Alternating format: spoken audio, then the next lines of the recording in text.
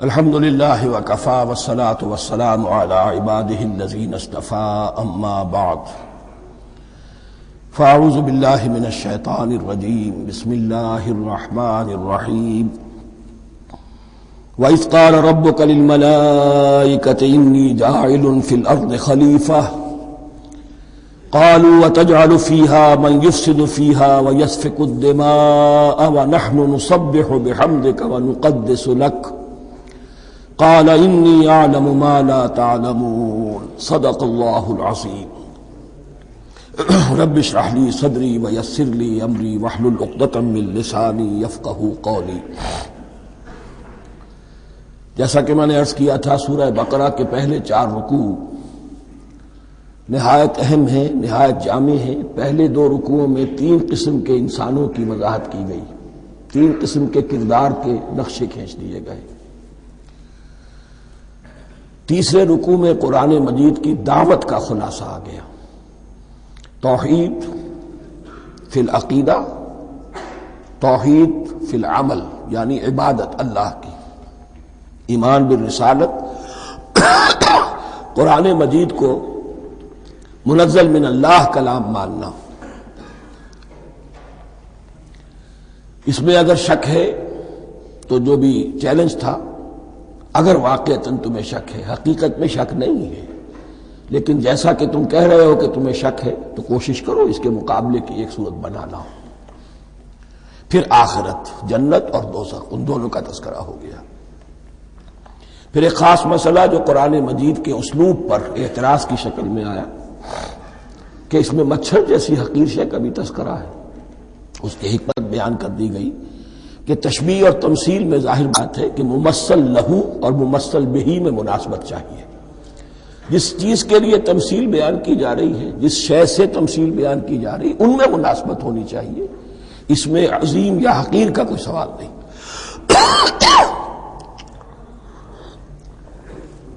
پھر یہ بات کہ جن لوگوں کے دلوں میں زیغ ہے، کجی ہے، وہ اس قرآن سے بھی ان کی ضلالت میں، گمراہی میں اضافہ ہوگا۔ جو لوگ طالب حق ہیں ان کو یہ قرآن مجید ہدایت دے گا۔ اور کن کو اللہ گمراہ کرتا ہے؟ جو سرکش ہے، جو نمبر 1 اللہ سے جو عہد کر کے دنیا میں آئے تھے اس کی خلاف ورزی کر رہے ہیں اور صلہ رحمی کے بجائے قطع رحمی کرتے ہیں۔ اس کے بعد ایک بہت اہم فلسفیانہ بات آ گئی، اور اسی کے ضمن میں میں نے اصل میں یہ ساری بات دہرائی ہے۔ میں نے کہا تھا کہ یہ بات واضح ہوگی آگے جا کر سورہ غافر میں۔ پھر ذہن میں لائیے کہ جب یہ سورت نازل ہوئی ہے، سورہ غافر نازل ہو چکی تھی، لہذا یہاں اجمالی تذکرہ ہے، وہاں تفصیلی تذکرہ ہے۔ اہل جہنم کا قول نقل ہوا ہے، ربنا امتنا اثنتین واحییتنا اثنتین فاعترفنا بذنوبنا فہل الی خروج من سبیل۔ اے اللہ، تو نے 2 مرتبہ ہم پر موت وارد کی، 2 مرتبہ ہمیں زندہ کیا، اب ہم نے اپنے قصور تسلیم کر لیے، تو اب یہاں سے بھی کوئی اور مرحلہ ہے یا نہیں؟ یہاں سے نکلنے کا بھی کوئی راستہ ہے یا نہیں؟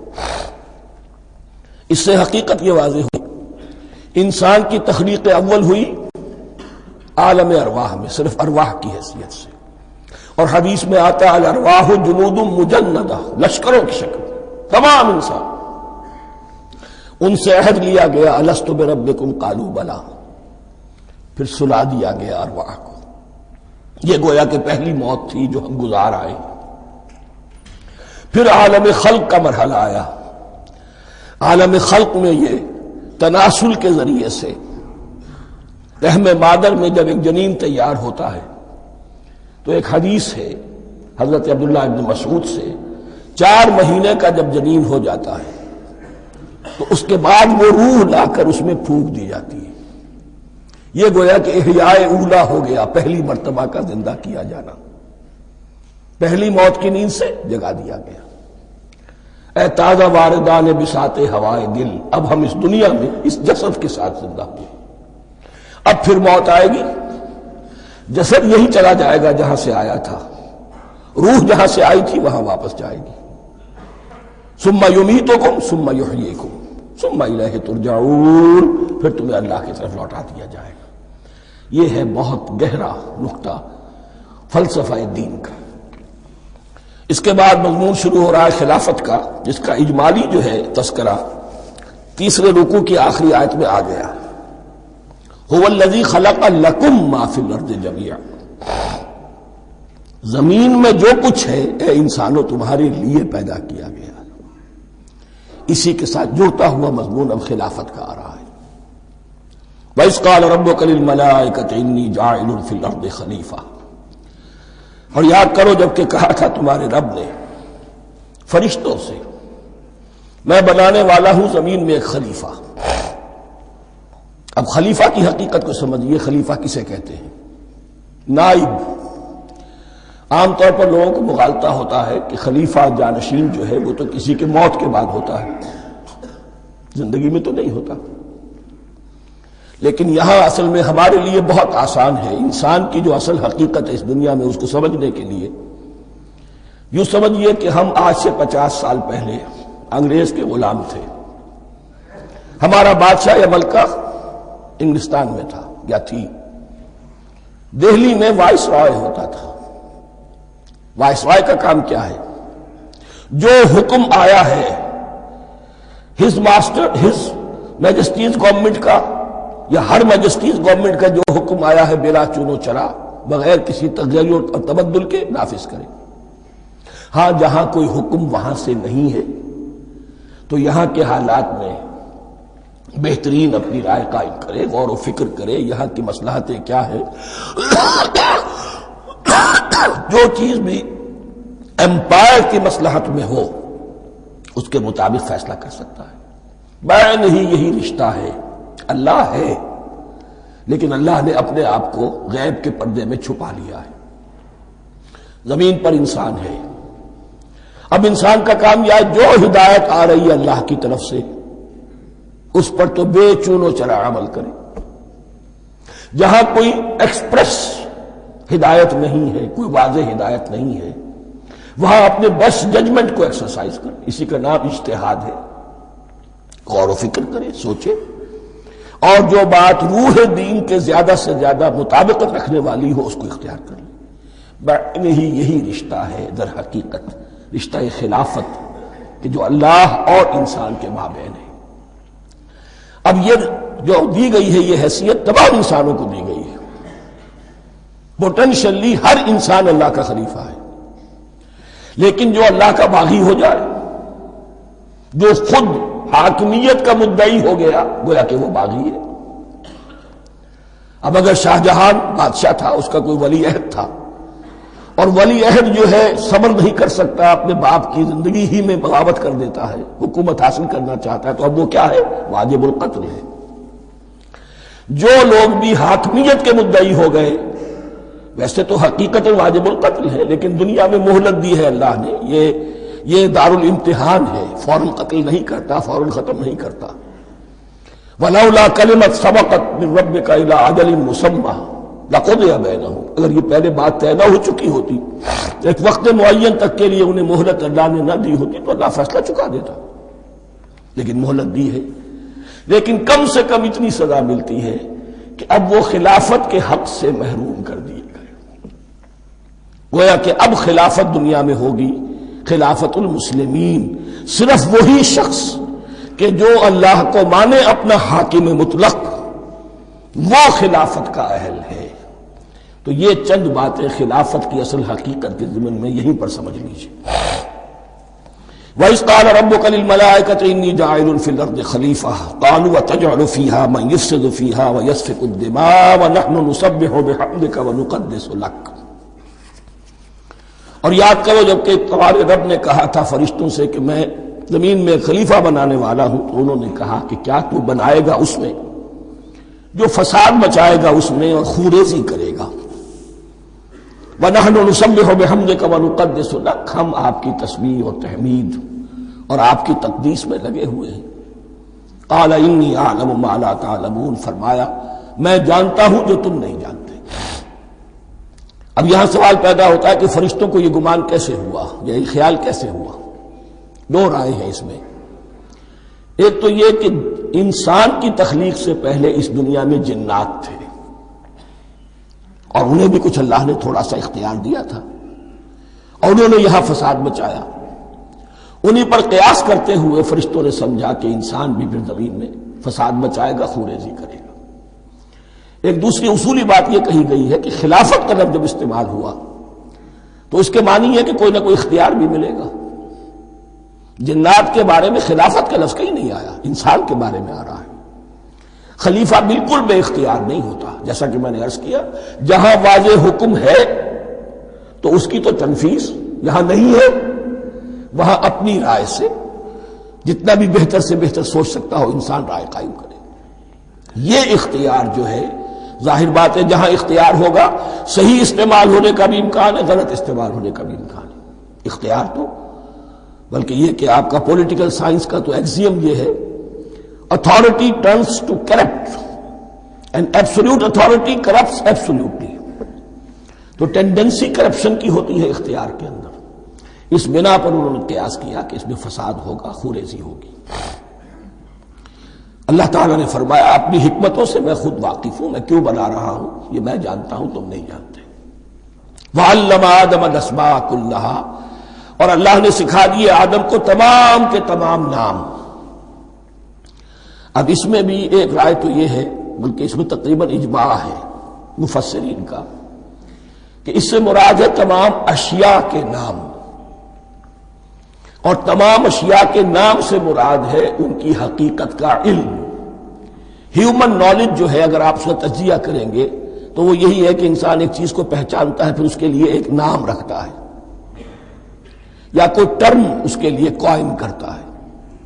اس نام یا ٹرم اور اس کے حوالے سے، اصطلاح کے حوالے سے بہت سے حقائق کو اپنے ذہن کے اندر محفوظ کرتا ہے۔ تو گویا کہ ان علمہ آدم الاسماء کلہا، تمام نام سکھا دیے کل مادی کائنات کے اندر جو کچھ وجود میں آنے والا تھا، ان سب کی حقیقت سے پوٹینشلی حضرت آدم کو آگاہ کر دیا۔ یہ پوٹینشل علم ہے، ہیومن نالج، جو ایکوائرڈ نالج ہے، جو انسان کو سم اور بصر اور اپنے اس دماغ کے کمپیوٹر کے ذریعے سے حاصل ہوتا ہے۔ ایک ہے ریویلڈ نالج جو اللہ وحی کے ذریعے سے بھیجتا ہے، ایک ہے ایکوائرڈ نالج، انسان خود علم حاصل کرتا ہے۔ اس نے آنکھوں سے دیکھا، کان سے سنا، نتیجہ نکالا، اور اس کمپیوٹر نے اس کو پروسیس کیا، اس نتیجے کو کہیں میموری کے اندر سٹور کر لیا۔ یہ کمپیوٹر ہے بہت بڑا۔ پھر کچھ اور دیکھا، کچھ اور سنا، کچھ چھو کر معلوم ہوا، کچھ چکھ کر معلوم ہوا، کچھ سونگھ کر معلوم ہوا، کوئی اور نتیجہ نکلا، اسے وہ پاس میموری کے ساتھ اس کو ٹیلی کیا اور نتیجہ نکالا۔ اس طرح رفتہ رفتہ ان السمع والبصر والفؤاد کل اولئک کان عنہ مسئولا، یہ ایکوائرڈ نالج تین چیزوں سے انسان کو حاصل ہو رہا ہے، سماعت، بصارت اور یہ عقل، جو فائدہ اخذ کرتی ہے، جو اس کو پروسیس کرتی ہے، اس تمام جو سینس ڈیٹا اس کو مہیا ہوتا ہے سینس آرگنز کے ذریعے سے۔ یہ علم ہے جو پوٹینشلی حضرت آدم کو دے دیا گیا۔ اس کی ایکسفولیشن ہو رہی ہے، اب درجہ بدرجہ وہ علم پھیل رہا ہے، بڑھ رہا ہے، اور بڑھتے بڑھتے کہاں تک پہنچے گا ہم کچھ نہیں کہہ سکتے۔ کہاں سے کہاں پہنچ گیا انسان۔ اس نصف صدی کے اندر علم انسانی میں جو ایکسپلوژن ہوا ہے، میں اور آپ اس کا تصور تک نہیں کر سکتے۔ اکثر بڑے بڑے جو سائنسدان ہیں انہیں تصور نہیں ہے، اس لیے کہ ایک شخص اپنی لائن فزکس کے بارے میں جانتا ہے کیا کچھ ہو گیا، یا فزکس کی بھی کسی شاخ کے بارے میں جانتا ہے، باقی دوسری جو لائن ہے اسے کچھ پتہ نہیں۔ اسپیشلائزیشن کا دور ہے، لہذا جو ایکسپلوژن کہا جائے، دھماکہ ہوا ہے علم کا، اس کا کوئی اندازہ نہیں ہے ہمارے پاس، اور کس تیزی کے ساتھ وہ چیز آگے بڑھ رہی ہے، کس تیزی کے ساتھ ایک چیز آج جو ایجاد ہوئی چند دنوں کے اندر اندر اس کے بعد اس کا نیا کوئی ورشن آ جاتا ہے اور یہ چیز جو ہے آبسولیٹ ہو جاتی ہے۔ کمیونیکیشن کے اندر جو انقلاب عظیم برپا ہوا، تو آپ یہ سمجھیے کہ اقبال نے جو شعر کبھی کہا تھا کہ عروج آدم خاکی سے انجم سہنے جاتے ہیں کہ یہ ٹوٹا ہوا تارا مہ کامل نہ بن جائے۔ اور یہ مہ کامل بنے گا کب؟ جب دجال کی شکل اختیار کرے گا۔ دجال کون ہوگا؟ جو ان تمام قواعد طبیعہ کے اوپر قابو پا لے گا، جب چاہے گا جہاں چاہے گا بارش برسائے گا، رزق کے تمام خزانے اپنے ہاتھ میں لے لے گا، جو اس کے اوپر ایمان لائے گا اسی کو ملے گا، کسی اور کو نہیں ملے گا، اس کی آواز پوری دنیا میں سنائی دے گی، وہ چند دنوں کے اندر پوری دنیا کا چکر لگا لے گا۔ یہ ساری چیزیں جو حدیث میں دجال کے بارے میں آئی ہیں وہ اسی علم آدم ایکوائرڈ نالج کے اس حد کو پہنچ جانا کہ وہ ٹوٹل مسٹریز نیچر کی جو ہے وہ اس پر منکشف ہو جائے اور ان قواعد طبیعہ کو وہ ہارنس کر لے، قابو میں لے آئے اور انہیں استعمال کرے۔ کبھی جب ہمارے کسی بہت 200-300ویں کوئی پیڑھی میں کوئی ہمارے جد امجد ہوں گے جنہوں نے کوئی چٹان دیکھی کہ گری، پتھر پر پتھر ٹکرایا تو آگ اس میں سے شعلہ نکلا، اس کا یہ مشاہدہ کافی ہو گیا آگ پیدا کرنے کے لیے۔ پتھروں کو ٹکراؤ آگ پیدا کر لو، یہ اس دور کی سب سے بڑی ایجاد تھی، آگ، انرجی۔ اب وہ انرجی کہاں سے کہاں پہنچی؟ وہ آگ نے بھاپ کی شکل اختیار کی، پھر ہم نے بجلی ایجاد کی، اور کب کیا ہے؟ ایٹمک انرجی ہے، اور نہ معلوم کیا کیا ہے، واللہ اعلم۔ ان تمام چیزوں کا تعلق ہے خلافت ارضی کے ساتھ، لہذا فرشتوں کو جو بتایا گیا وہ یہ ہے کہ آدم کو علم بھی دیا جا رہا ہے، صرف اختیار ہی نہیں دیا جا رہا، علم دیا جا رہا ہے۔ وَعَلَّمَ آدَمَ الْأَسْمَاءَ كُلَّهَا ثُمَّ عَرَضَهُمْ عَلَى الْمَلَائِكَةِ، پھر ان تمام اشیاء کو پیش کیا فرشتوں کے سامنے۔ فَقَالَ أَنبِئُونِي بِأَسْمَاءِ هَؤُلَاءِ، اور فرمایا کہ مجھے بتاؤ ان چیزوں کے نام، ان کنتم صادقین، اگر تم سچے ہو۔ قالوا سبحانک لا علم لنا الا ما علمتنا، انہوں نے کہا پروردگار تو پاک ہے ہر نقص سے، ہر عیب سے، ہر ضعف سے، ہر احتیاج سے، مبرہ ہے، منزہ ہے، اعلیٰ ہے، عرفہ ہے۔ لا علم لنا الا ما علمتنا، ہمیں کوئی علم حاصل نہیں سوائے اس کو جو تو نے ہمیں سکھا دیا ہے۔ اس کی تعبیر یہی بہتر معلوم ہوتی ہے کہ ملائکہ کی حیثیت در حقیقت اس کائناتی جو حکومت ہے اللہ کی، آفاقی حکومت، اس کے کارندوں کی ہے، یہ اس کے سول سرونٹس ہیں، تو ہر ایک کو صرف اس کے شعبے کے متعلق علم دیا گیا ہے، علم جامع نہیں ہے، تمام چیزوں کا علم یہ معلوم کرنے کی استعداد ان کے پاس نہیں ہے۔ کوئی فرشتہ فرض کیجئے بارش کے اوپر مامور ہے، کوئی پہاڑوں پر مامور ہے، جس کا ذکر سیرت میں آتا ہے کہ جب طائف میں حضور پر پتھراؤ ہوا ہے تو اس کے بعد ایک فرشتہ حاضر ہوا ہے کہ میں ملک الجبال ہوں، اللہ نے مجھے پہاڑوں پر مامور کیا ہوا ہے، آپ اگر فرمائیں تو جن لوگوں نے آپ کو ستایا ہے، یہ جو طائف جن دو پہاڑوں کے درمیان یہ وادی ہے، ان کو آپس میں ٹکرا دو کہ یہ پس کر اور سرما بن جائے۔ آپ نے فرمایا نہیں، کیا عجب، اللہ تعالیٰ ان کی اگلی نسلوں کو ہدایت دے دے۔ تو فرشتے ہیں، کوئی پہاڑوں پر مامور ہے، کوئی کسی خدمت پر مامور ہے، ان کو علم دیا گیا ہے صرف انہی کی اپنی جو بھی فرائض منصبی ہیں ان کے شعبے سے متعلق، کل نہیں۔ جامعیت جو ہے علم کی وہ ہے کہ جو حضرت آدم علیہ السلام کو پوٹینشلی دے دی گئی اور جو اب بڑھتے بڑھتے ایک بہت جلاور درخت بن چکا ہے۔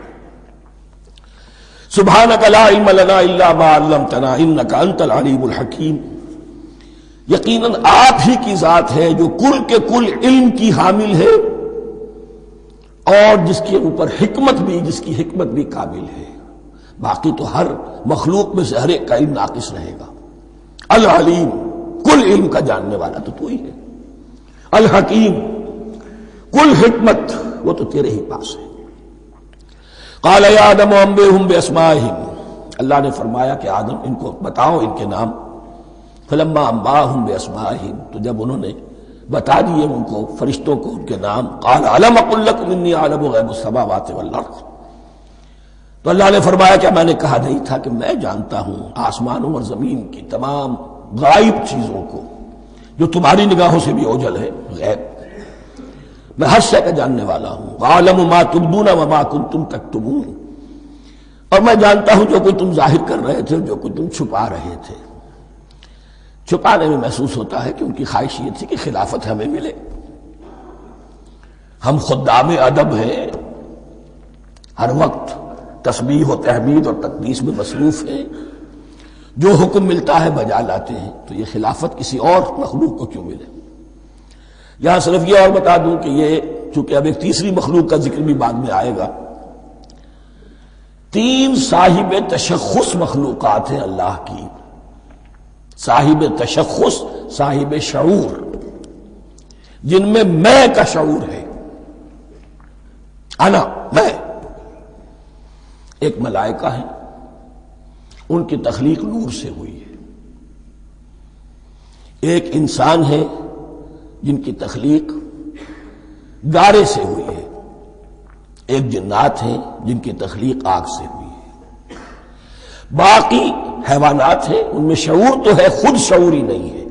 Self consciousness, there is a world of difference between consciousness and self consciousness. انسان جب دیکھتا ہے تو اس کو یہ بھی معلوم ہے میں دیکھ رہا ہوں.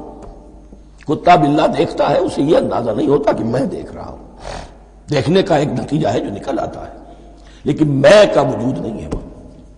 یہ انا، سیلف، ایگو، یہ انسان میں ہے، جنات میں ہے، شعور میں، اور فرشتوں میں ہے.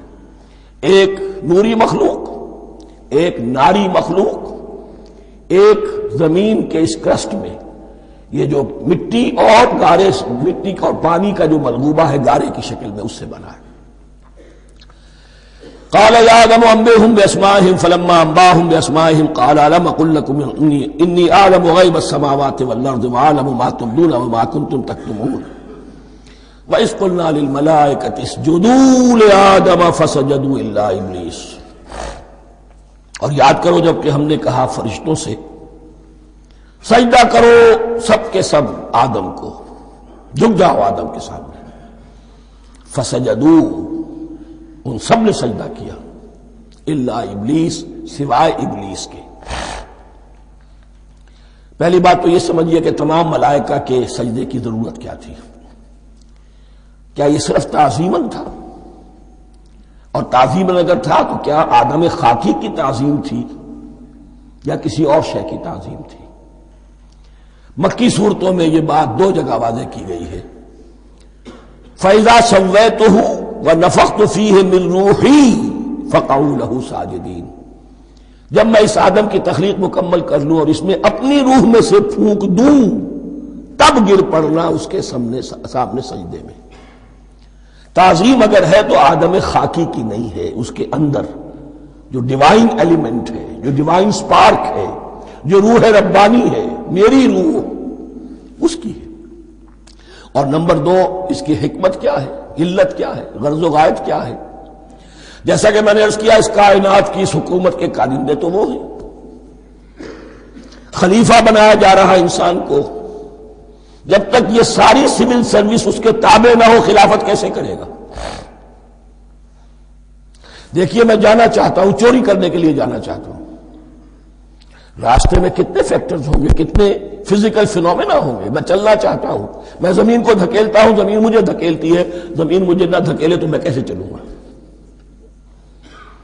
یہ پوری کائنات جو ہے، یہ جب ہم کو ارادہ کرتے ہیں اور کوئی فیل کرتے ہیں تو اس فیل کے پورے ہونے میں، اس کے ظہور میں نہ معلوم کون کون سے ایلیمنٹس ہیں، کون کون سی فورسز آف دی نیچر ہیں جو ہمارے ساتھ موافقت کرتی ہے تو ہم وہ کام کر سکتے ہیں. اور ان سب پر فرشتے مامور ہیں، ہر ایک کی اپنی ڈومین ہے. اگر وہ تابع نہ ہوں تو خلافت کی کوئی معنی نہیں. خلافت دی گئی ہے، یہ ادھر جانا چاہتا ہے جانے دو، یہ نماز کے لیے مسجد میں جانا چاہتا ہے جانے دو، یہ چوری کے لیے نکلا ہے نکلنے دو. اس لیے کہ اس کو جو اختیار دیا گیا ہے، اس کے اختیار کے استعمال میں یہ تمام جو قوتیں ہیں وہ اس کے ساتھ موافقت کرتی ہیں، تب اس کا کوئی ارادہ، وہ اچھا ہو یا برا، وہ پایہ تکمیل کو پہنچ سکتا ہے. یہ گویا کہ سبارڈینیشن اس کے لیے سمبل کہ تمام فرشتوں کو جھکا دیا گیا. البتہ اس آیت میں ایک مغالطہ پیدا ہوتا ہے، الا ابلیس، سوائے ابلیس کے۔ مغالطہ یہ پیدا ہوتا ہے کہ شاید وہ بھی فرشتہ تھا، اس لیے کہ حکم تو فرشتوں کو دیا گیا تھا۔ پھر نوٹ کیجئے اس سے پہلے، بہت پہلے سورہ کہف نازل ہو چکی ہے، اور سورہ کہف میں فرما دیا گیا ہے کان من الجن ففسق عن امر ربی، وہ جن تھا پس اس نے سرکشی کی اپنے رب کے حکم سے۔ فرشتے کی شان یہ نہیں ہے، وہ اللہ کے کسی حکم کی سرتابی نہیں کرتا۔ لا یعصون اللہ ما امرہم ویفعلون ما یؤمرون، وہ اللہ کے کسی حکم کی نافرمانی نہیں کرتے اور جو حکم ملتا ہے بجا لاتے۔ یہ جنات کے اندر اختیار تھا، جیسے اختیار انسانوں کو دیا گیا ہے۔ جنات میں نیک بھی ہیں، بد بھی ہیں، اعلیٰ بھی ہیں، ادنا بھی ہیں، جیسے انسانوں میں۔ لیکن یہ عزازیل جو جن تھا، علم اور عبادت دونوں کے اعتبار سے بہت بلند ہو گیا تھا، اور یہ فرشتوں کا یوں سمجھیے کہ ہم نشین، فرشتوں کے ساتھ اس طور سے شامل، جیسے بہت سے انسان بھی اگر اپنی بندگی میں، زہد میں، عبادت میں، نیکی میں ترقی کریں تو ان کا ملائے اعلیٰ کے ساتھ، عالم ارواح کے ساتھ، عالم ملائکہ کے ساتھ ایک رابطہ قائم ہوتا ہے۔ اسی طریقے سے وہ جو عزازیل تھا، جن ہونے کے باوجود اپنی نیکی، عبادت، پارسائی اور اپنے علم میں فرشتوں سے بہت آگے تھا، اس لیے معلم الملکوت کی شکل اختیار کر چکا تھا۔ اس کو اپنی زوم تھا، یہ بات جیسا کہ میں نے عرض کیا 7 مرتبہ قرآن میں یہ بات آئی ہے، قصہ ابلیس و آدم، کہ فرشتوں کو حکم ہوا کہ سجدہ کرو، سب جھک گئے، ابلیس نے سجدے سے انکار کر دیا 7 مرتبہ۔ یہ 7ویں مرتبہ ہے جو ہم پڑھ رہے ہیں، مصحف میں پہلی مرتبہ آ رہا ہے، ترتیب نزول میں 7ویں مرتبہ آ رہا ہے۔ یہ آدم و ابلیس کا قصہ اس سے آگے سورہ اعراف میں آئے گا، پھر سورہ ہجر میں آئے گا، سورہ بنی اسرائیل میں آئے گا، سورہ کہف میں آئے گا، سورہ طٰہٰ میں آئے گا، سورہ صاد میں آئے گا، 6 مرتبہ مکی قرآن میں، 1 مرتبہ یہاں۔ تو یہاں اشارہ نہیں کیا، اس لیے مغالطہ ہو سکتا ہے، لیکن یہ کہ سورہ کہف میں آپ کو بتا چکا ہوں کان من الجن ففسق عن امر ربی، اس نے اپنے رب کے حکم سے سرتابی کی۔ نام اس کا عزازیل تھا، ابلیس اس کا صفاتی نام ہے اب، اس لیے کہ اب لسیبلسو کے معنی ہوتے ہیں مایوس ہو جانا۔ یہ اللہ کی رحمت سے بالکل مایوس ہے، اور مایوس جو ہو جائے وہ شیطان ہو جاتا ہے۔ اب میرا تو چھٹکارا نہیں ہے، جتنوں کو برباد کر سکوں کروں، میری تو عاقبت خراب ہو چکی ہے، جتنوں کو اپنے ساتھ، ہم تو ڈوبے ہیں سنم، تم کو بھی لے ڈوبیں گے۔ اب وہ شیطان اس معنی میں کہ انسان کی عداوت اس کی گھٹی میں پڑ گئی، اس نے اللہ سے پھر اجازت بھی لی کہ مجھے مہلت دے دے، یوم یبعثون، قیامت تک کے دن کے لیے، تو میں ثابت کر دوں گا کہ یہ آدم اس رتبے کا حقدار نہ تھا، مستحق نہ تھا جو اسے دیا گیا۔ انا خیر منہ، میں اس سے بہتر ہوں۔ خلقتنی من نار وخلقتہ من طین، تو نے مجھے آگ سے بنایا، اسے گارے سے بنایا۔ لیکن یہ تکبر ہے در حقیقت کہ جس نے اسے راندہ درگاہ حق کر دیا۔ وَإِذْ قُلْنَا لِلْمَلَائِكَةِ اسْجُدُوا لِآدَمَ فَسَجَدُوا إِلَّا إِبْلِيسَ أَبَىٰ وَاسْتَكْبَرَ، ابا اس نے انکار کیا، واستکبر اور تکبر کیا، استکبار کیا، وَكَانَ مِنَ الْكَافِرِينَ۔ کانا عربی زبان میں 2 طرح کا ہوتا ہے، تامہ، ناقصہ۔ ایک معنی یہ ہو سکتے ہیں کہ ہو گیا، اب اپنے اس استکبار اور انکار کی وجہ سے کانا من الکافرین، وہ کافروں میں سے ہو گیا۔ ایک کانا تامہ ہوتا تھا ہی کافروں میں سے، یعنی اس کے اندر سرکشی چھپی ہوئی تھی، اب ظاہر ہو گئی۔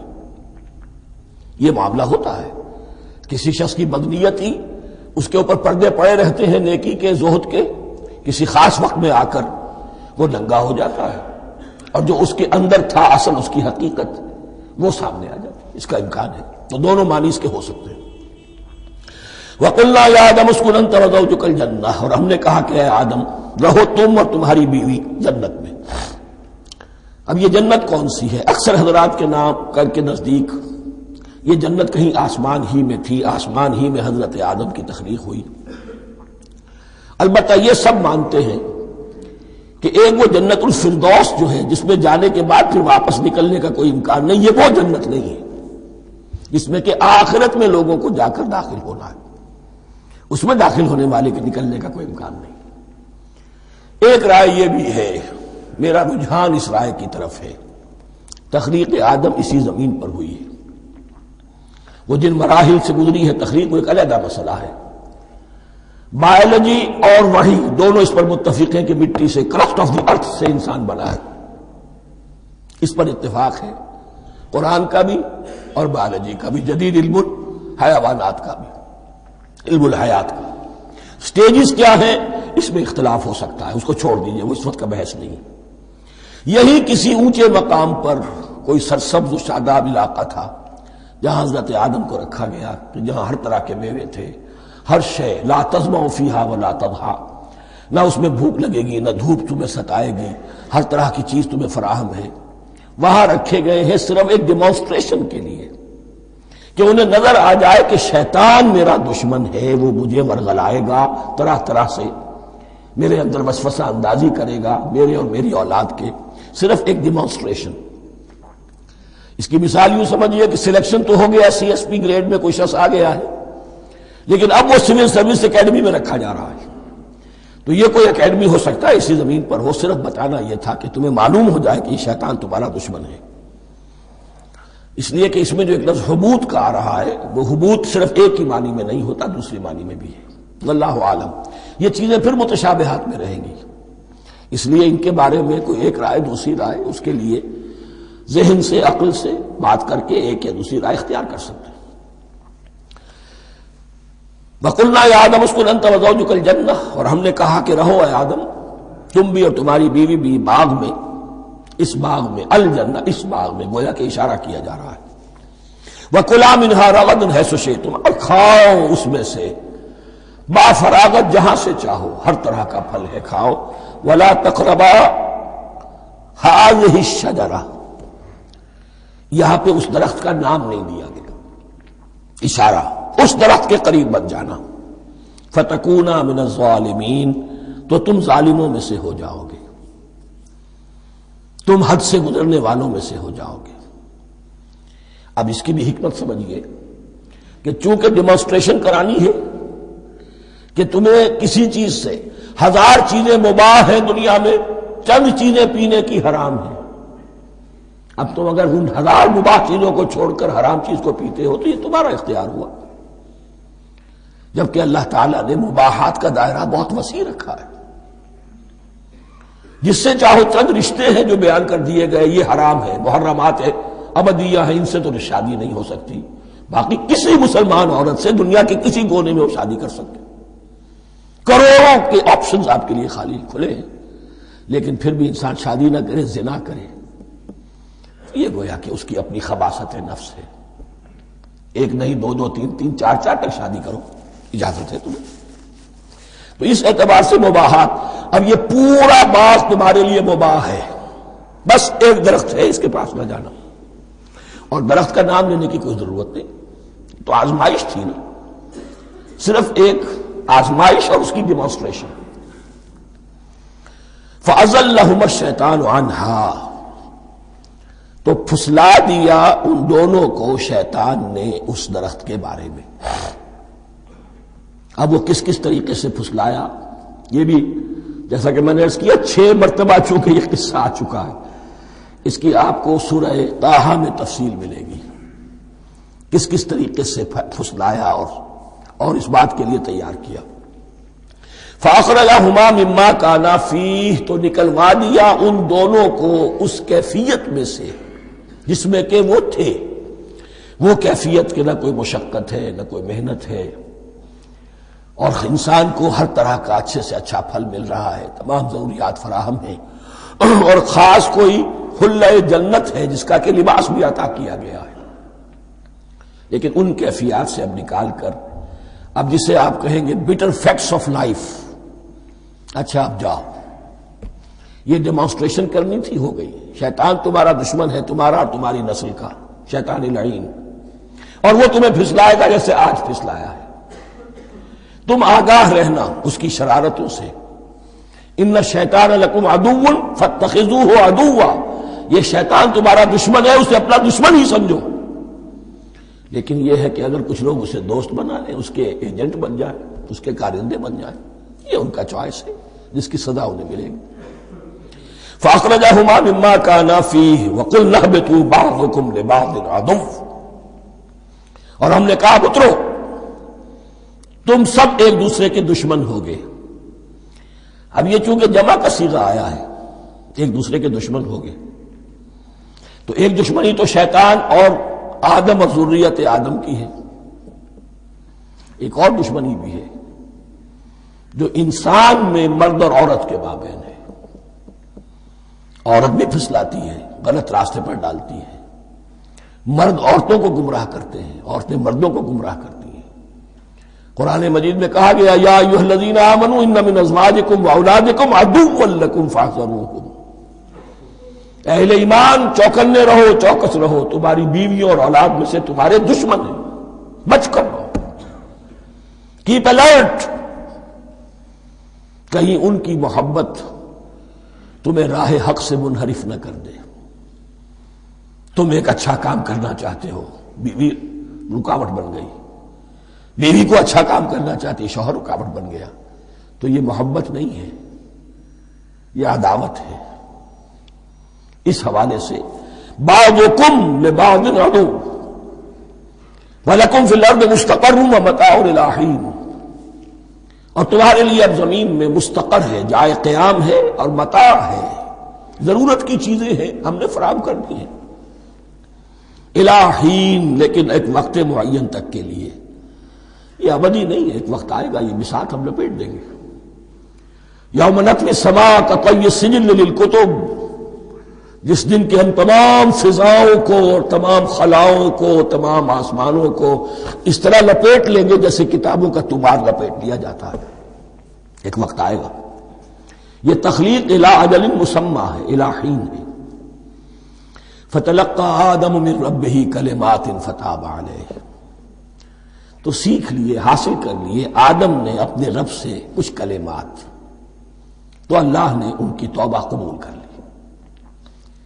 اب اس کی وضاحت سورہ اعراف میں ہے، یہ تو چونکہ پس منظر میں وہ 2/3 قرآن موجود ہے، اس کی وضاحت کیا ہے کہ حضرت آدم میں سخت پشیمانی پیدا ہوئی ہے، میں نے کیا کیا، مجھ سے خطا سرزد ہو گئی، اللہ کے حکم کی میں نے خلاف ورزی کی، لیکن ان کے پاس الفاظ نہیں تھے کن الفاظ میں اللہ سے استغفار کریں، کن الفاظ میں اللہ سے معافی چاہے۔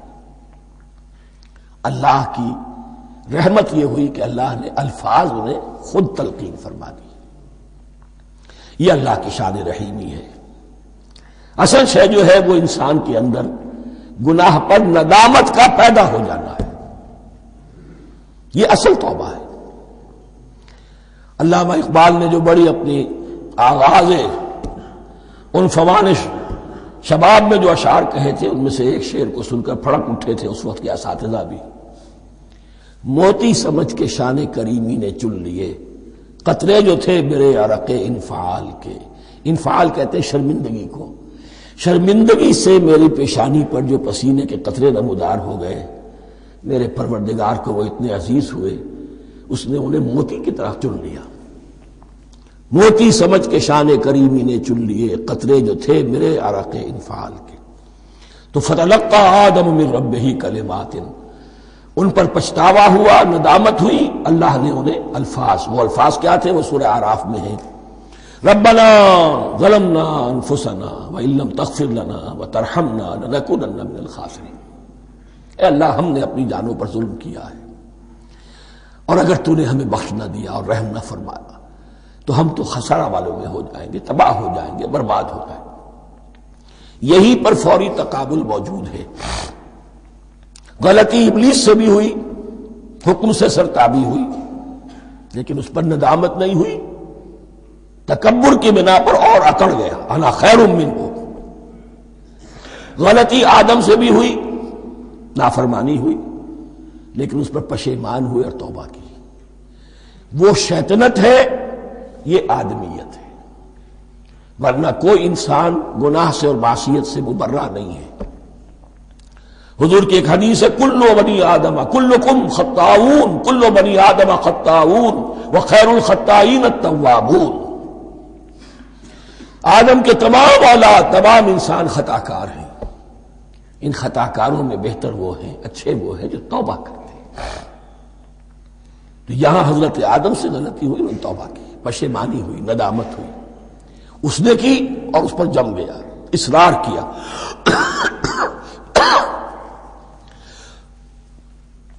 فتلقى آدم من ربه كلمات فتاب عليه إنه هو التواب الرحيم۔ یقیناً وہی تو ہے بہت توبہ کو قبول فرمانے والا اور بہت رحم فرمانے والا۔ یہ نوٹ کیجئے گا، توبہ کا لفظ دونوں طرف سے آتا ہے، بندہ بھی تواب، وخیر الخطائین التوابون، تواب بندے بھی ہو گئے، تواب اللہ بھی ہے۔ اس کی اصل حقیقت کیا ہے؟ بندے نے خطا کی اور دور ہو گیا اللہ سے، اللہ نے اپنی رحمت کی نگاہ اس سے پھیر لی۔ بندے نے توبہ کی، اللہ پھر اپنی رحمت کے ساتھ اس کی طرف متوجہ ہو گیا۔ توبہ کے معنی پلٹنا۔ بندہ معصیت سے توبہ کر کے اپنی اصلاح کی طرف، بندگی کی طرف، اطاعت کی طرف پلٹ آیا۔ اللہ نے جو اپنی نظر رحمت پھیر لی تھی، اللہ نے پھر وہی اپنی شان غفاری اور رحیمی کے ساتھ بندے کی طرف توجہ فرما لی، جس کے لیے حدیث میں الفاظ آتے ہیں، تم اگر میری طرف بالشت بھراؤ گے میں ہاتھ بھراؤں گا، تم اگر چل کر آؤ گے میں دوڑ کر آؤں گا، ہم تو مائل بکرم ہے کوئی سائل ہی نہیں، راہ دکھلائیں کسے رہنم منزل ہی نہیں۔ وہ تو تواب ہے، بس فرق یہ ہے کہ تابہ بندے کے لیے ہوگا تو الہ ہوگا، تابہ الہ، انی تبت الیک، اور جب اللہ کی طرف سے ہوگا تابہ علیہ، وہ اعلیٰ ہوگا، اس پر توبہ کی، یعنی اللہ کی بلند شان ہے تو انسان توبہ کرتا ہے تو اس کی طرف توبہ کرتا ہے۔ اللہ کی شان کیا ہے؟ وہ توبہ کرتا ہے تو بندے پر اعلیٰ، فتاب علیہ انہ هو التواب الرحیم۔ قلنا اہبطوا منہا جمیعا، ہم نے کہہ دیا اتر جاؤ اس سے اب تم سب کے سب۔ فَإِمَّا يَأْتِيَنَّكُم مِّنِّي هُدًى، اب یہاں لفظ آیا اہبطوا، یہاں بھی پہلے بھی آیا ہے۔ جو حضرات یہ سمجھتے ہیں کہ تخلیق آدم آسمانوں پر ہوئی ہے اور جنت بھی وہ آسمان میں ہے جہاں رکھے گئے تھے، آزمائشی یا ٹریننگ یا ڈیمانسٹریشن والی جنت، وہ یہاں حبوط کا ترجمہ کریں گے کہ آسمان سے زمین پر اترنے کا حکم دیا گیا۔ جو لوگ سمجھتے ہیں یہی کسی بلند مقام پر تھے، وہ کہتے ہیں کہ نیچے اترو، کسی بڑی اونچی سطح مرتفع پر اگر کوئی جگہ تھی تو اب نیچے اترو اور جاؤ، اب تمہیں زمین میں ہل چلانا پڑے گا، اب روٹی حاصل کرنے کے لیے یہ جو نعمتوں کے دسترخوان یہاں بچھے ہوئے تھے یہ اب تمہارے لیے نہیں ہے۔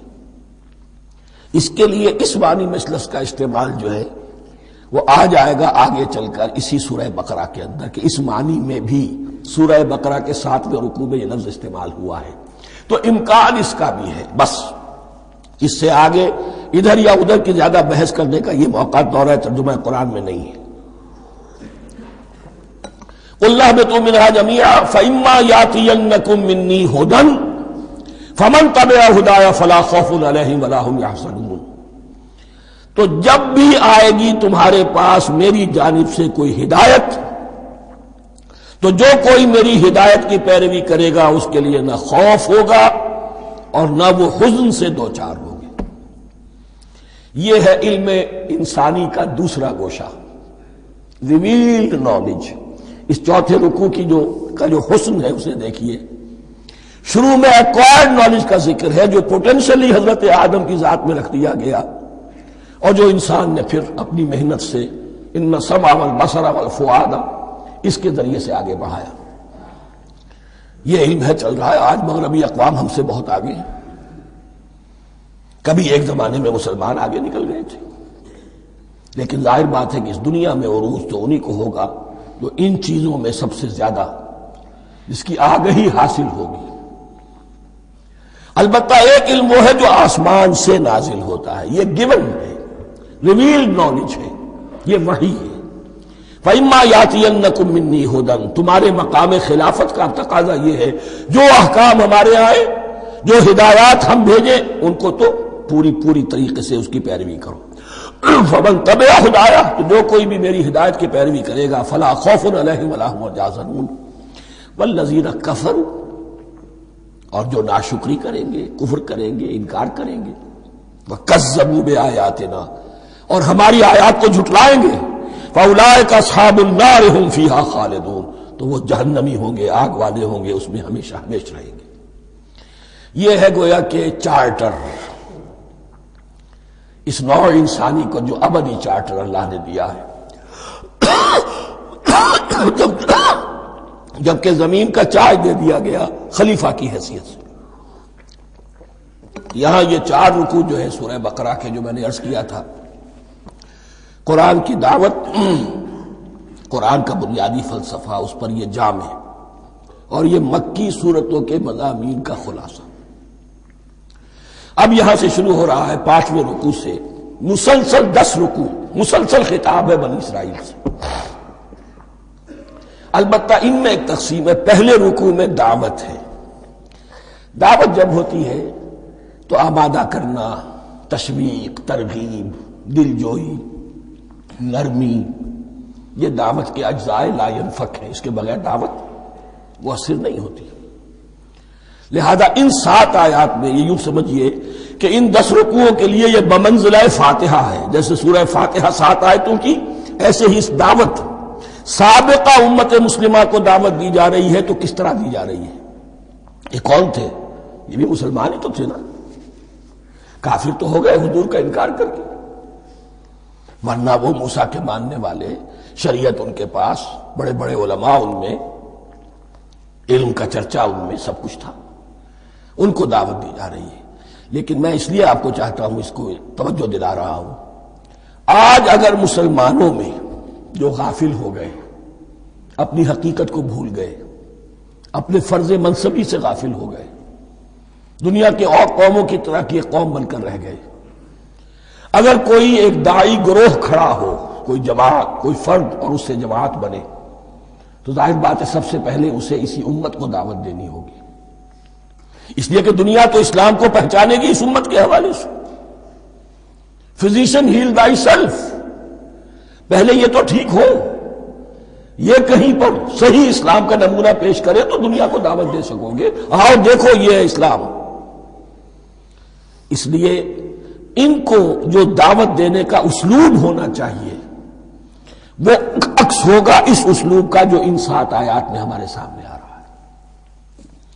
یا بنی اسرائیل اذکروا نعمتی التی انعمت علیکم، اے بنی اسرائیل، اسرائیل کو سمجھ لیجئے یہ مرکب لفظ ہے، اسر اسی سے اسیر بنا ہے، اسیر جو کسی کا قیدی ہوتا ہے، ایل عبرانی میں اللہ کے لیے ہے، اور اسرائیل کا ترجمہ ہے عبداللہ، اللہ کا غلام، اللہ کے ساتھ بندھا ہوا، اس کی اطاعت کے قلاتے کے اندر۔ تو یہ اسرائیل یہ لقب ہے حضرت یعقوب علیہ السلام کا، ان کے 12 بیٹے تھے، 12 بیٹوں سے جو نسل چلی وہ بنی اسرائیل ہے، انہی میں حضرت موسیٰ کی بعثت ہوئی اور تورات انہیں دی گئی، پھر یہ ایک بہت بڑی امت بنے۔ ان پر 4 ادوار آ چکے تھے قرآن مجید کے نزول کے وقت تک، 2 مرتبہ اللہ کی رحمت کی بارشیں ہوئیں،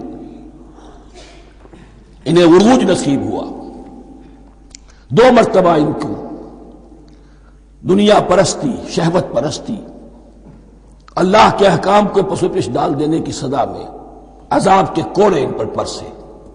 اس کا ذکر آئے گا سورہ بنی اسرائیل کے پہلے رکوع میں۔ اس وقت جب کہ قرآن نازل ہو رہا ہے، اس وقت وہ اپنے اس زوال کے دور میں تھے۔ حال یہ تھا کہ حضور صلی اللہ علیہ وسلم کی بعثت سے پہلے ہی 2nd ٹیمپل بھی شہید کیا جا چکا تھا، گرایا جا چکا تھا۔ حضرت سلیمان نے جو بنایا تھا ہیکل سلیمانی، جس کو یہ 1st ٹیمپل کہتے ہیں، اسے نیبوکدنضر نے گرا دیا تھا حضرت مسیح سے بھی کئی سو سال پہلے. لیکن اس کے بعد پھر یہ رومنز نے سن 70 عیسوی میں حضور کی ولادت سے 500 برس پہلے ان کا یہ یروشلم تباہ و برباد ہوا، اس میں لوگوں کو قتل کیا گیا، قتل عام ہوا، اور سیکنڈ ٹیمپل جو ہے وہ بھی گرا دیا گیا، جو اب تک گرا پڑا ہوا ہے. صرف ایک ویلنگ وال ہے جس کے پاس جا کر یہودی جو ہے ماتم کر لیتے ہیں، روتے ہیں. اور اب وہ بنانے پر تلے ہوئے ہیں اپنا تھرڈ ٹیمپل، اس کے نقشے بن چکے ہیں، بلو پرنٹ بن چکے ہیں. لیکن بہرحال جس وقت قرآن نازل ہو رہا تھا یہ بہت ہی پستی میں تھے. اس کے بارے میں فرمایا اے بنی اسرائیل ذرا یاد کرو میرے اس انعام کو جو تم پر ہوا. وہ انعام کیا ہے؟ میں نے تمہیں اپنی کتاب دی، نبوت سے سرفراز فرمایا، اپنی شریعت تمہیں عطا فرمائی، تمہیں داؤد، تمہارے اندر داؤد اور سلیمان جیسے بادشاہ اٹھائے جو بادشاہ بھی تھے، نبی بھی تھے. وَأَوْفُوا بِعَهْدِي، اور میرے وعدے کو پورا کرو تاکہ میں بھی اپنے وعدے کو پورا کروں. یہ وعدہ ہے جو کتاب استثناء جو ہے اولڈ ٹیسٹمنٹ کی، ڈیوٹرانومی، اس کے 18ویں باب کی آیت نمبر 18 اور 19 میں ہے. حضرت موسیٰ سے خطاب کر کے اس میں اللہ نے یہ الفاظ فرمائے میں ان کے بھائیوں میں سے تیرے مانند ایک نبی برپا کروں گا اور اس کے منہ میں اپنا کلام ڈالوں گا اور وہ وہی کچھ بتائے گا جو میں اس سے کہوں گا. یہ گویا کہ حضرت موسیٰ علیہ السلام کی امت کو بتایا جا رہا تھا کہ نبی آخر الزماں آئیں گے اور تمہیں انہیں قبول کرنا ہے. قرآن مجید میں اس کا بڑا تفصیلی ذکر سورہ اعراف میں آئے گا انشاءاللہ. لیکن یہاں فرمایا اوفوا بعہدی اوف بعہدکم، تم میرا عہد پورا کرو، میرے اس نبی کو تسلیم کرو، اس پر ایمان لاؤ، اس پر کی صدا پر لبیک کہو، تو میں تمہیں میرے انعام و اکرام اور بڑھتے چلے جائیں گے. وَإِيَّايَ فَارْهَبُونَ، اور صرف مجھ سے ڈرو. وَآمِنُوا بِمَا أَنزَلْتُ مُصَدِّقًا لِمَا مَعَكُمْ، اور ایمان لاؤ اس پر جو میں نے نازل کیا ہے، جو تمہارے پاس جو تورات ہے اس کی تصدیق کرتے ہوئے آیا ہے. اس کے دو معنی ہے، ایک تو قرآن تصدیق کرتا ہے تورات کی اور انجیل کی، فیہا ھدی و نور، فیہ ھدی و نور، اور دوسرے یہ کہ قرآن اور محمد صلی اللہ علیہ وسلم ان پیشین گوئیوں کے مصداق بن کر آئے ہیں جو تورات میں تھی، ورنہ وہ پیشین گوئیاں جھوٹی ثابت ہوتی. ان کے مصداق کون ہے؟ قرآن اور محمد صلی اللہ علیہ وسلم. یہ دونوں معنی اس کے ہیں. وَآمِنُوا بِمَا أَنزَلْتُ مُصَدِّقًا لِمَا مَعَكُمْ وَلَا تَكُونُوا أَوَّلَ كَافِرٍ بِهِ، اور دیکھو تم ہی سب سے پہلے ان کا کفر کرنے والے نہ بن جاؤ.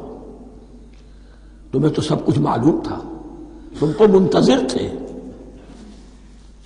تم تو آخری نبی کے انتظار میں تھے اور ان کے حوالے سے دعائیں کیا کرتے تھے کہ اللہ اس نبی آخر الزمان کے واسطے سے ہماری مدد فرما اور کافروں کے مقابلے میں ہمیں فتح عطا فرما. یہ آئے گا آگے چل کر اسی سورہ بقرہ کے اندر.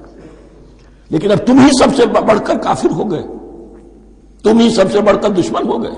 وَلَا تَكُونُوا أَوَّلَ كَافِرٍ بِهِ وَلَا تَشْتَرُوا بِآيَاتِي ثَمَنًا قَلِيلًا، اور دیکھو میری ان آیات کے عوض حقیر سی قیمت قبول نہ کرو. یہ آیات الہیہ ہیں، ان کو رد کر رہے ہو کس لیے؟ ہماری مسندیں، ہماری حیثیت، ہماری چودراہٹیں، کہیں ان پر کوئی آنچ نہ آ جائے. حقیر سی چیزیں، یہ صرف اس دنیا کا سامان، اس کے سوا کچھ نہیں. وَلَا تَشْتَرُوا بِآيَاتِي ثَمَنًا قَلِيلًا وَإِيَّايَ فَاتَّقُونِ، اور صرف مجھ میں سے تقوی اختیار کرو، میرا تقوی اختیار کرو. وَلَا تَلْبِسُوا الْحَقَّ بِالْبَاطِلِ وَتَكْتُمُوا الْحَقَّ وَأَنْتُمْ تَعْلَمُونَ، اور نہ گڈمڈ کرو حق کے ساتھ باطل کو، اور مت چھپاؤ حق کو، ذرا حالے کہ تم جانتے ہو. یہ بات اچھی طرح نوٹ کرنی ہے. جانتے بوجھتے کرنا، ایک ہے مغالطے میں کرنا، وہ ضلالت ہے، گمراہی ہے. ایک جان بوجھ کر کرنا، حق کو پہچان کر اسے رد کرنا، یہ پھر اللہ تعالیٰ کے غضب کو دعوت دینا ہے. ریت آف اللہ، اس کی غضب کو دعوت دینا ہے کہ حق کو پہچان کر اس کی نفی کی جائے. وانتم تعلمون. علماء یہود قرآن مجید میں آگے چل کر آئے گا ایسے پہچانتے تھے محمد کو اور قرآن کو جیسے اپنے بیٹوں کو، یعرفونہ کما یعرفون ابناہم، ایسے پہچانتے جیسے اپنے بیٹوں کو.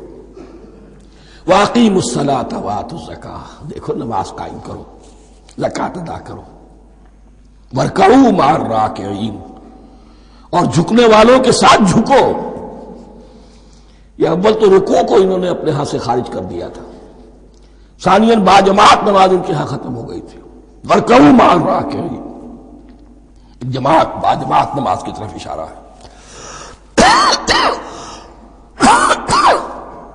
اتامرون الناس بالبر وتنسون انفسکم، کیا تم لوگوں کو نیکی کا حکم دیتے ہو، تقویٰ کی، پارسائی کی تعلیم دیتے ہو؟ میں کہہ رہا ہوں نا کہ اصل میں مخاطب کون ہے؟ علماء یہود. اس آیت سے ثابت ہو گیا عالم ہمارا بھی جب بھی کھڑا ہوگا اونچے سے اونچا آواز کہے گا، اعلیٰ سے اعلیٰ بات کہے گا. اکثر و بیشتر کا حال یہ ہے کہ ان کا اپنا کردار دیکھیے تو کوئی مناسبت ہی نہیں اس سے کہ جو وہ کہہ رہا، جو لوگوں کو دعوت دے رہا ہے اس پر خود عمل نہیں. تو یہی در حقیقت علماء یہود کا کردار بن چکا تھا. اتامرون الناس بالبر وتنسون انفسکم، کیا تم لوگوں کو نیکی کا حکم دیتے ہو اور خود اپنے آپ کو بھول جاتے ہو؟ وانتم تتلون الکتاب، اور یہ سب کچھ تم کر رہے ہو اس حال میں کہ کتاب پڑھتے بھی ہو، تورات پڑھتے ہو، صاحب تورات ہو. ہمارے بھی بہت سے علماء کا، علماء سو جنہیں ہم کہتے ہیں، حال یہ ہو چکا ہے. خود بدلتے نہیں، قرآن کو بدل دیتے ہیں. ہوئے کس درجہ فقیہان حکم بے توفیق. جو صورتحال ہے صرف قرآن کا متن بچا ہوا ہے، اس کے مفہوم میں، اس کی تفسیر میں، اس کے ترجمے میں تو تحریفیں موجود ہیں، بڑی بڑی تحریفیں موجود ہیں. متن بچا ہوا ہے، وہ اس لیے کہ اللہ تعالیٰ نے اس کی حفاظت کا ذمہ لیا ہے. وَاسْتَعِینُوا بِالصَّبْرِ وَالصَّلَاةِ، اور مدد حاصل کرو دو چیزوں سے، صبر اور نماز. یہ صبر کا لفظ یہاں پر بہت قیمتی ہے، بہت بامانی ہے. علماء سو کیوں وجود میں آتے ہیں؟ جب وہ دنیا کے کتے بن جائیں گے تو دین کو بدنام کرنے والے ہوں گے. بظاہر دینی مناسب ہیں لیکن اصل میں ان کے پردے میں دنیا داری کی جا رہی ہے، صبر نہیں. بس صبر کے ساتھ اور نماز کے ساتھ، اس لیے کہ آپ صحیح راستے پر آئیں گے. اگر کوئی عالم دین لوگوں پر تنقید کرے گا، لولا ینہاہم الربانیون والاحبار، کیوں نہیں روکتے ان کے علماء اور ان کے اولیاء اور صوفیاء ان کو حرام کھانے سے اور جھوٹ بولنے سے؟ اگر کوئی شخص روکے گا اس کو پھر نذرانے تو نہیں ملیں گے، اس کی خدمتیں تو نہیں ہوں گی. اگر تو دنیا میں صبر اختیار کرنا ہے تب تو آپ حق بات کہہ سکتے ہیں، اور اگر دنیاوی ایمبیشنز ہیں تو پھر آپ کو کہیں نہ کہیں کمپرومائز کرنا پڑے گا. وَاسْتَعِینُوا بِالصَّبْرِ وَالصَّلَاةِ، صبر اور نماز. وَإِنَّهَا لَكَبِیرَةٌ، اور یقیناً یہ بہت بھاری شے ہے، بہت بھاری شے ہے. عام طور پر خیال یہ ہے کہ انہا کی ضمیر صرف صلاۃ کی طرف جاتی ہے، نماز بہت بھاری ہے. ایک رائے یہ ہے کہ نہیں، یہ پورے طرز عمل کی طرف جا رہی ہے. یہ طرز عمل کہ خود صبر کرو، اس دنیا میں صبر کرو، دنیا اور دنیا کے متعلقات میں کم سے کم پر قانے ہو جاؤ اور حق کا بول بالا کرنے کے لیے میدان میں آ جاؤ. یہ طرز عمل، اور اس میں پھر نماز، الصلاۃ عماد الدین. وَإِنَّهَا لَكَبِیرَةٌ إِلَّا عَلَى الْخَاشِعِینَ، یہ یقیناً بہت بھاری چیز ہے. یہ روش، یہ رویہ بھی بہت بھاری اور نماز بھی بہت بھاری ہے، سوائے ان خشوع رکھنے والوں کے، ڈرنے والوں کے، جن کے دل جھک گئے ہیں اللہ کے سامنے. الذین یظنون انہم ملاقو ربہم، جنہیں یہ یقین ہے کہ انہیں اپنے رب سے ملاقات کرنی ہے، جیسا کہ میں نے شروع میں توجہ دلائی تھی. وبالآخرۃ ہم یوقنون، یہ ایمان بالآخرت ہے جو انسان کو سیدھا رکھتا ہے عمل کے میدان میں.